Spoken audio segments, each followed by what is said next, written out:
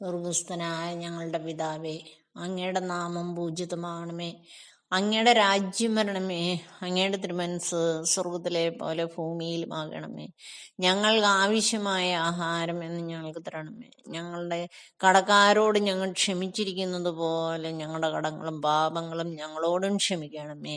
പരീക്ഷയിലേക്ക് ഞങ്ങളെ നീ പ്രവേശിപ്പിക്കരുത്, പിന്നെയോ ദുഷ്ടന് ഞങ്ങളെ രക്ഷിച്ചുകൊള്ളണമേ. എന്തുകൊണ്ടെന്ന് രാജ്യവും ശക്തിയും മഹത്വവും എന്നേക്കും നിനക്കുള്ളതാകുന്ന ആമേൻ. നന്മ നിറഞ്ഞ മറിയമേ സ്വസ്തി, കർത്താവ് അങ്ങയോടുകൂടെ സ്ത്രീകളിൽ അങ്ങ് അനുഗ്രഹിക്കപ്പെട്ടവളാകുന്നു. അങ്ങയുടെ ഉദരത്തിൻ ഫലമായി ഈശോ അനുഗ്രഹിക്കപ്പെട്ടവനാകുന്നു.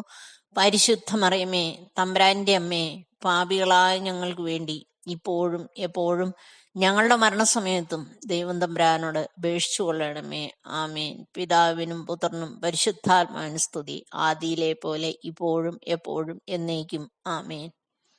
മിശിഹായുടെ സ്നേഹിതനും വിശ്വസ്തദാസനുമായ യൂദാസ്ലീഹായെ ഏറ്റവും കഷ്ടപ്പെടുന്ന ഞങ്ങൾക്ക് വേണ്ടി അപേക്ഷിക്കണമേ.